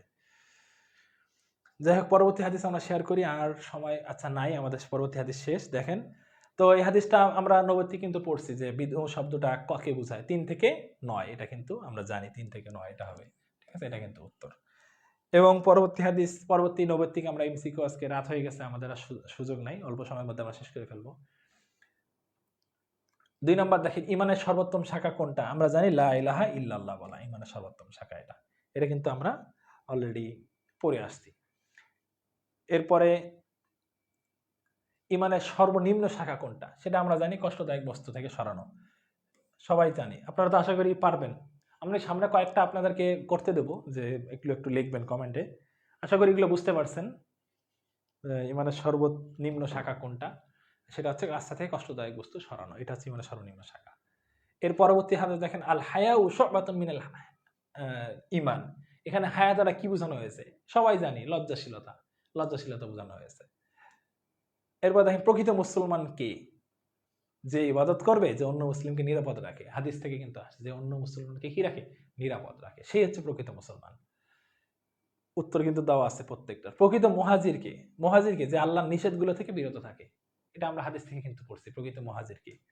আচ্ছা, ঈমান পূর্ণ হবে না যতক্ষণ না কাকে বেশি ভালোবাসবো, অবশ্যই নবীজি সাল্লাল্লাহু আলাইহি সাল্লামকে আমরা যতক্ষণ না বেশি ভালোবাসবো, এটা আমরা জানি। কিন্তু হাদিস থেকে কিন্তু আছে, সালাসুন মান কুন্না ফিহি ওয়াজাদা বিহিন্না হালাওয়াতাল ঈমান। এখানে ঈমানের কয়টি গুণ উল্লেখ করা হয়েছে, তা আমরা জানি 3টা গুণ উল্লেখ করা হয়েছে, কারণ সালাসুন শব্দ দিয়ে আমরা বুঝতে পারতেছি এখানে 3টা গুণের কথা বলা হচ্ছে। যাকা তু'মাল ঈমান, এই হাদিসের রাবীকে, এই হাদিসের রাবীকে, এটা কিন্তু আমরা আব্বাস ইবনে মুত্তালিব রাদিয়াল্লাহু তাআলা, এটা কিন্তু গুরুত্বপূর্ণ একটা হাদিস, কারণ আব্বাস তিনি হচ্ছেন নবীজির চাচা, হযরত আব্বাস রাদিয়াল্লাহু তাআলা। তো তিনি এই হাদিসটা রাবীকে, এটা গুরুত্বপূর্ণ একটা প্রশ্ন, এটা আসতে পারে, তো এটা আমাদের খেয়াল রাখতে হবে। এরপরে ইমানের ভিত্তি কয়টি, আমরা জানি ইমানের ভিত্তি 5টি। বুনিয়াল ইসলামু আলা খামসিন। ইমানের শাখাগুলো উল্লেখ করার মূল উদ্দেশ্য কি, মূল উদ্দেশ্য কি দেখেন, ইমানের বিস্তৃত ধারণা দেওয়া, যে ইমান এটা কি জিনিস, এটা বিস্তৃত ধারণা দেওয়া, এটাই কিন্তু আমরা আলোচনা করছি হাদিসের পড়ানোর সময়। রাস্তা থেকে কষ্টদায়ক বস্তু সরানো ইমানের কোন অংশ বলা হয়েছে, এটা জানি আমরা সামাজিক, আমরা কিন্তু আলোচনার সময় বলে দিচ্ছি এটা সামাজিক কল্যাণ, একটা সামাজিক বিষয়। দেখছেন, ইসলাম সমাজকে বাদ দিয়ে না, সমাজ রাষ্ট্র সবগুলোকে নিয়েই কিন্তু ইসলাম। পরবর্তী প্রশ্ন, আল মুসলিম মান সালিম আল মুসলিম, হাদিসের মূল শিক্ষা কি, অবশ্যই সামাজিক নিরাপত্তা। দেখেন, সামাজিক নিরাপত্তার ব্যাপারটাও কিন্তু ইসলাম নিশ্চিত করে দিয়েছে, যে সামাজিক নিরাপত্তা, একজন মুসলমান আরেকজন মুসলমানের উপর যেন নিরাপদ থাকে, এই বিষয়টা ইসলাম, যেটা পৃথিবীর অন্য কোনো ধর্ম করে নাই। নবী করিম সাল্লাল্লাহু আলাইহি ওয়াসাল্লামের সর্বাধিক ভালোবাসার অর্থ কি, তার আদর্শকে অনুসরণ করা। সুতরাং তার আদর্শকে যেন আমরা অনুসরণ করতে পারি। হালাওয়াতুল ঈমান দ্বারা কি বোঝায়, ঈমানের আনন্দ অনুভব করা। রাদিতু বিল্লাহি রাব্বা কথাটি কি নির্দেশ করে, আল্লাহ তাআলার প্রতি সন্তুষ্টি, এটাই নির্দেশ করে অবশ্যই, কারণ আল্লাহ তাআলা হুকুম আহকাম বিধি বিধানকে ভালো করে মানা। আচ্ছা, আল্লাহর জন্য কাউকে ভালোবাসা দ্বারা কি বোঝায়, এটা বলেন দেখি কি বোঝায়, এটা 17 নাম্বারটা করেন দেখি, সবাই কমেন্টস করেন দেখি কি বোঝায় 17 নাম্বারটা।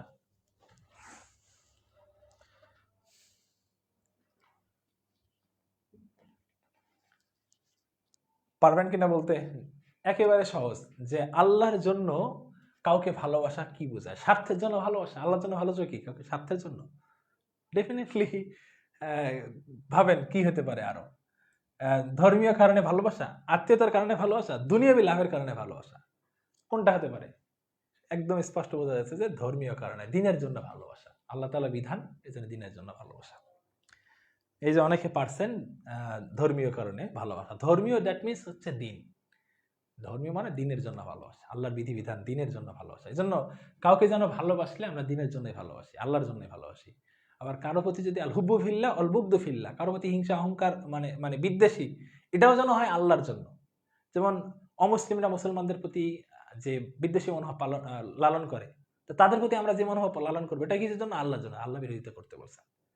তাদের মনোভাব, তাদের আদর্শ যেন আমাদের মধ্যে না থাকে। কিন্তু এমন এক যুগ জামানা চলতেছে, আমরা ওয়েস্টার্ন কালচার এটা নিয়ে পড়ে আছি। ইনশাল্লাহ সামনে কোনোদিন যদি ক্লাস হয়, আমি যদি জীবিত থাকি ইনশাল্লাহ, সেদিন ওয়েস্টার্ন কালচার নিয়ে, কালচারাল ওয়ে নিয়ে আপনাদের সাথে ইনশাল্লাহ কথা বলবো। কালচারাল ওয়েটা কি, মুসলিম উম্মাহ, মুসলমানরা কোন জায়গায় ঠেকছে, মুসলমানরা এই একটা জায়গায় ঠেকছে। আজকে মুসলমানদের যে অবস্থা, এটা মনে রাখবেন, এটার মূল কারণ হচ্ছে কালচারাল ওয়ে, কালচারাল মেথড। এই কালচারাল সিস্টেমে আমরা আটকাই গেছি, আমরা ওয়েস্টার্ন কালচারে এখন ঢুকে গেছি, যার কারণে আমরা বের হতে পারতেছি না। অথচ আমাদেরকে ইসলামের দীক্ষায়, ইসলামের যে ইসলামিক যে কালচার, সেই কালচার আমাদের মধ্যে থাকার কথা ছিল। আমাদের দাদা নানা তাদের মধ্যে ইসলামিক কালচার ছিল, আমাদের মধ্যে ইসলামিক কালচার নাই। এই ইসলামিক কালচার না থাকার কারণে তারা যতটুকু জীবনে সার্থক, সফল, সুখী, শান্তিতে জীবন কাটিয়েছেন, আমরা কিন্তু পারতেছি না। কেন পারতেছি না, এই জায়গায় কারণ। আজকে বৈবাহিক জীবনে কতটুকু মানুষ মানে হ্যাপি, সুখী, এই প্রশ্নটা করেন বর্তমান সময়ে যারা ইয়াং জেনারেশনে যারা আছে, বর্তমানে যারা বিয়ে বিয়ে হচ্ছে যাদের, বা রিসেন্টলি যাদের বিয়ে হয়েছে, তারা কতটুকু হ্যাপি গত এক যুগে। আর সামনে একটু পিছনে যে যে তাকাই, আমাদের দাদা নানা, তাদের তাদের বৈবাহিক জীবনে তারা কতটুকু হ্যাপি, এই দুটো যদি চিন্তা করেন, দাঁড়িপাল্লা দিয়ে যদি মাপেন, দেখবেন এতটুকু, এরকম হয়ে যাবে। দেখবেন যে আপনি হালকা হয়ে গেছেন, তারা ভারী হয়ে গেছে। তারা অনেক সুখী, হ্যাপি তাদের বৈবাহিক জীবনে, তাদের জীবনে। আর আমাদের বর্তমান যুগ জামানা যারা বৈবাহিক জীবন লালন করতেছে, তারা কিন্তু অসুখী, আনহ্যাপি। কিন্তু তারা বলতে পারে না। অনেক সময় দেখা যায় যে চক্ষু লজ্জায় হোক, বা পেস্টিজের জন্য হোক, সামাজিক মর্যাদার কারণে হোক, হ্যাঁ, যে কোনো কারণে হোক, এই যে অশান্তির কথাগুলো তারা শেয়ার করতে পারে না। কিন্তু তারা বৈবাহিক জীবনে অনেক অশান্তিতে আছে। কিসের কারণে আছে? তাদের চিন্তায়, চেতনায়, কল্পনায়, কর্মে, সব জায়গায় ওয়েস্টার্ন কালচার প্রতিষ্ঠা হয়ে গেছে। মানুষ কিন্তু বর্তমান যুগে এমন যে কালচার কিন্তু ওয়েস্টার্ন কালচার লালন সে মুখে বলবে না। কালচার হচ্ছে ওইটাই, মনে রাখবেন, কালচার হচ্ছে ওইটাই যেটা আপনি মুখে বলবেন না, কিন্তু অন্তরে লালন করবেন এবং কর্মে বাস্তবায়ন করবেন।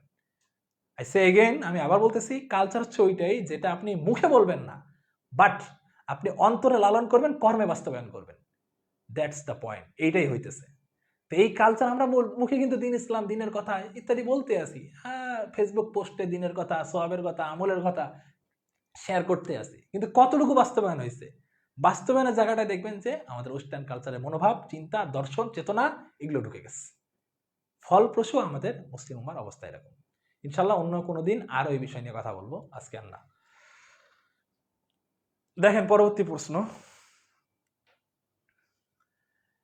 কুফুরে ফিরে যাওয়াকে আগুনে নিক্ষিপ্ত হওয়ার সাথে তুলনা করার অর্থ কি?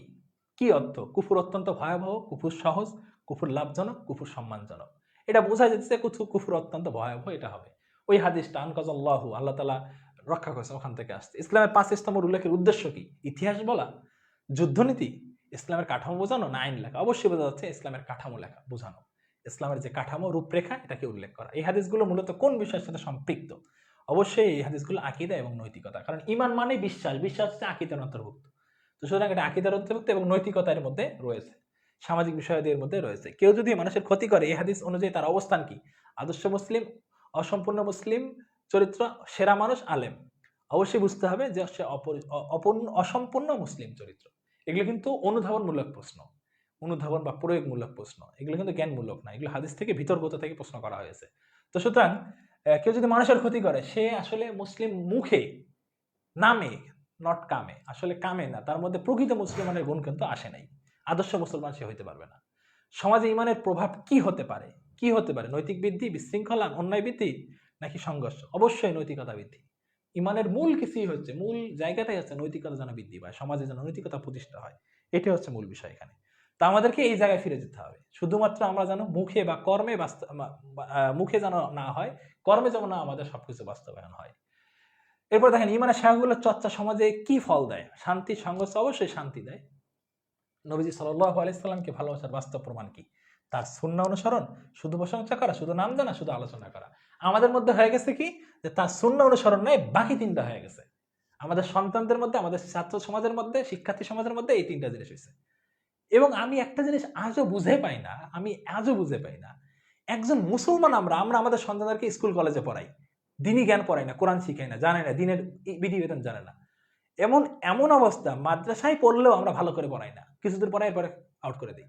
এবং নামাজের মাসালা জানে না কয়েকটা, রোজার মাসালা তো জানে না, বাকিগুলো তো নাই বললাম, কোরবানি থেকে শুরু করে, উদিয়া থেকে শুরু করে, আরো যে বিধিবিধান, সদকাতুল ফিতর, হজ, যাকাত যত আছে, ওগুলো তো রাখলাম। মৌলিক হচ্ছে নামাজ, রোজা। এই নামাজ, রোজা, এইগুলো মাসালাগুলো আমাদের সন্তানরা জানে না মাদ্রাসায় পড়েও, কারণ আমরা একটু পরেই এরপরে মাদ্রাসা থেকে নিয়ে চলে যাই। জবাব কিন্তু দিতে হবে, মনে রেখেন। আমাদের সন্তানরা যদি দিনের জ্ঞানে জ্ঞানবান না হয়, কতটুকু জ্ঞান অর্জন করা ফরজ এটা আমাদের বুঝতে হবে। যতটুকু জীবন চালানোর জন্য আমাদের জানা লাগে, তো আমাদের জীবন চালানোর জন্য নামাজের বিষয়গুলো জানা লাগে না? নামাজের মাসালাগুলো জানা লাগে? 2 রাকাত নামাজে কতগুলো মাসালা আছে আমাদের কাছে। আমি সেদিন আমি আমার ক্লাসে, আলেমের ক্লাসে বলছিলাম যে আমার কাছে মনে হয় যে তোমরা কি মনে করো এরকম যে নামাজের মাসালাগুলো ভুল যেগুলো হয়, যে 2 রাকাত নামাজ পড়তে যে আমি কখন সাউসিদা দেবো, কোন জায়গায় সাউসিদা দেবো, কোন জায়গায় দিব না, আমি জোরে কেরাতের জায়গায় আসতে বললাম, আস্তে জায়গায় জোরে পড়লাম, এরকম আমি 10-15টা 20টা ওদেরকে বলছি মাসালা, 20-25টা বলছি, বলো তো এগুলো কয়টা জানো তোমরা? এখন ওরা কয়েকটা জানে, বাকিগুলো জানে না। তখন ওদেরকে আমি বলছি, তাহলে কি তোমরা মনে করো যে এগুলো শুধু দারুনাথের হুজুরদের জন্য জানা দরকার, তোমাদের জানা দরকার নেই? এগুলো কি তোমাদের ভুল হয় না? তোমরা কি মনে করো দারুনাথের হুজুরদের খালি ভুল হয় এগুলো, বা আলেমদেরই খালি ভুল হয়, তোমাদের ভুল হয় না? এখন তুমি চিন্তা করো জেনারেল মানুষটা কি করে? জেনারেল মানুষদের কি নামাজে ভুল হয় না? জেনারেল মানুষরা নামাজে শিখার সময় কি করে? কি হুকুম পালন করে? একটা মিস্টেক করে ফেলছে, কি করবে সে? ওটা জানা তো তার জন্য ফরজ ছিল। মন গড়া আমল করে? মন গড়া আমল করে নামাজ হয়? তাহলে কি হইল আল্টিমেটলি? আমরা নামে মুসলমান, কামে না। নিজের সন্তানদেরকে আলেম বানাই না, জ্ঞানবান বানাই না, দ্বীনে জ্ঞান জানাই না। মনে করে আলেম পড়লে, দাখিল পড়লে মনে হয় জানা হয়ে গেল। অথচ মাসালা ১০ টাও কইতে পারবে না। মনে করে দাখিল পড়লে মনে হয় আমি অনেক কিছু পেরে গেছি দিনে। সবগুলোর হিসাব কিন্তু পই, পই করে আল্লাহর কাছে দেওয়া লাগবে। আমাদেরও দেওয়া লাগবে, আমাদের সন্তানদের জন্য আমাদেরও দেওয়া লাগবে। আমাদের প্রজন্মের জন্য আমাদেরকে দেওয়া লাগবে। আমাদের শিক্ষার্থীরা আমাদের সন্তান। এটা মনে রাখতে হবে। শিক্ষার্থীরা যদি আমাদের সন্তান মনে করতে না পারি, তাহলে আমি অযোগ্য শিক্ষক। আমি আদর্শ শিক্ষক কোনোদিনও হইতে পারবো না। তো আমার শিক্ষার্থীরা সত্যিকারের থেকে জ্ঞানবান হচ্ছে কিনা, ইসলামের দীক্ষায় দীক্ষিত হচ্ছে কিনা, যতটুকু জ্ঞান অর্জন করা খরচ ততটুকু তার মধ্যে ইনপুট আছে কিনা, অতটুকু যদি তার মধ্যে ইনপুট না করার চেষ্টা করি, আমি তাকে যদি কথায় দিয়ে, কর্মে দিয়ে, উৎসাহ দিয়ে যদি না করি, আমার নিজের ঘরের সন্তান, অধীনস্থ যারা রয়েছে তাদেরকে যদি আমি না করি, তাহলে কিন্তু আমি অপরাধী। হিসাব কিন্তু আমার দেওয়া লাগবে। আমাদের বর্তমান সময়ে এত অবস্থা খারাপ, মাদ্রাসা শিক্ষার্থী তো আছেই, আমরা মুসলমান হয়ে আমাদের ঘরেও আমরা নিজে না জানি নামাজের মাসালা ২টা, রোজার মাসালা ২টা, কোরআন তেলাওয়াতের মাসালা ২টা, এটা জানি না, তাসবিদের হুকুম জানি না, বাস আমরা আমাদের শিক্ষার্থীদেরকে পড়াইতেছি স্কুলে। আমি আজও বুঝে পাই না যে স্কুলে পড়ান, কিন্তু আপনি দ্বীনি জ্ঞান কতটুকু পড়াইছেন? আপনার সন্তান কি কোরআন তেলাওয়াত ভালো পারে? নামাজের মাসালা জানে? হজের মাসালা জানে? জাকাতের মাসালা জানে? এরপরে রোজার মাসালা জানে? জানে না। এগুলোর অপরাধী কে? কিয়ামতের ময়দানে সন্তানরা পিতামাতাকে কাঠগড়ায় দাঁড় করাবে, মনে রেখেন।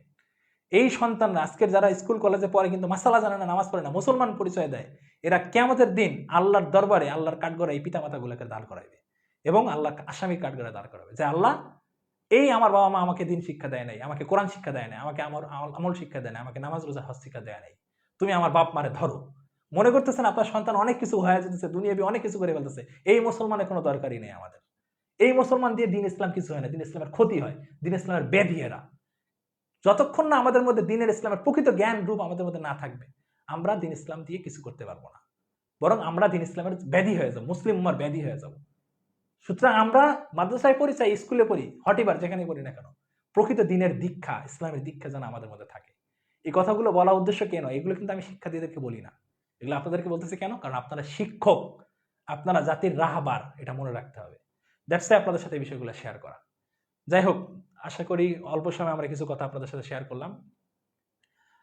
বেশি সময় নাই আজকে অনেক। রাস্তা পরিষ্কার রাখার শিক্ষা আধুনিক সমাজে কি নির্দেশ করে? অবশ্যই পরিবেশ সচেতনতা নির্দেশ করে। ইসলামের ৫ স্তম্ভ অবহেলা করলে কি হতে পারে?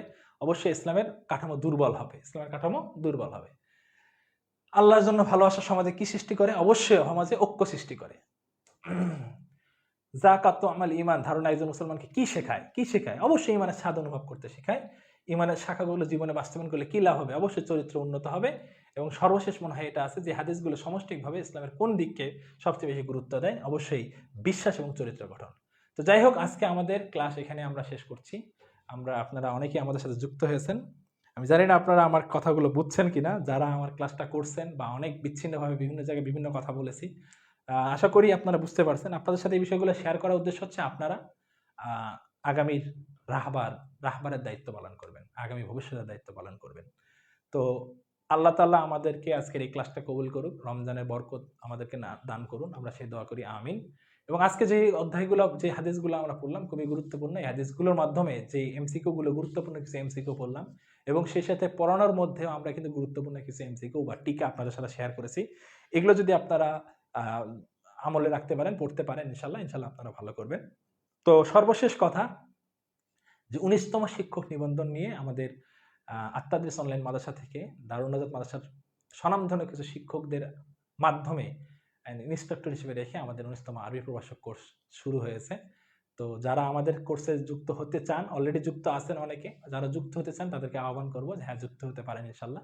আশা করছি আপনাদের সাথে আমরা ভালো কিছু শেয়ার করব, এবং আশা করছি আপনারা আমাদের সঙ্গে থাকলে ভালো মার্কস পেয়ে একটা মেরিট লিস্টে ভালো একটা কিছু করতে পারবেন ইনশাল্লাহ। এবং আমাদের এই কোর্সে, আমরা আগে বলেছি, এই কোর্সে আমাদের দারুনাথের স্বনামধন্য কিন্তু ওস্তাদরা রয়েছেন। বিশেষ করে যারা ফার্স্ট হয়েছেন তারা কিন্তু রয়েছেন, বা যারা দারুনাথের স্বনামধন্য টিচার, শিক্ষক, ভালো পড়ান, জানেন ভালো, তারা কিন্তু আমাদের এই ক্লাস নেবেন, এই কোর্সে ক্লাস নেবেন। তো যাই হোক, আপনাদেরকে স্বাগত। যারা আমাদের কোর্সে আছেন তারা তো রেগুলার ক্লাস করবেন অবশ্যই। আর যারা আগ্রহী তারা আমাদের সাথে এই কোর্সে যুক্ত হতে পারেন। এবং এই মুহূর্তে অফার চলতেছে 2000 টাকায় কিন্তু আপনারা জেনারেল অংশ সহ কিন্তু পাচ্ছেন, একদম সাবজেক্টিভ এবং জেনারেল অংশ। এটা কিন্তু অন্য জায়গায় পাবেন না। অন্য জায়গায় কিন্তু সাবজেক্টিভ পেতে পারেন, কিন্তু জেনারেল অংশ মিলে কিন্তু পাবেন না। তো আমাদের কিন্তু পাইতেছেন, এবং এটা রমজানের জন্যই কিন্তু অফার চলতেছে। পরবর্তীতে আবার কিন্তু তখন 3000 টাকা হয়ে যাবে। তো আপনাদেরকে সবাইকে স্বাগত আমাদের এই প্ল্যাটফর্মে। সবাই ভালো থাকেন, সুস্থ থাকেন এবং আত্মাদেশের সাথে থাকবেন। এই কামনায় আজকের মতো এখানে শেষ করছি। ইনশাআল্লাহ দেখা হবে ভিন্ন কোনো ক্লাসে, ভিন্ন কোনো প্ল্যাটফর্মে ইনশাআল্লাহ। আসসালামু আলাইকুম ওয়া রাহমাতুল্লাহি ওয়া বারাকাতুহু।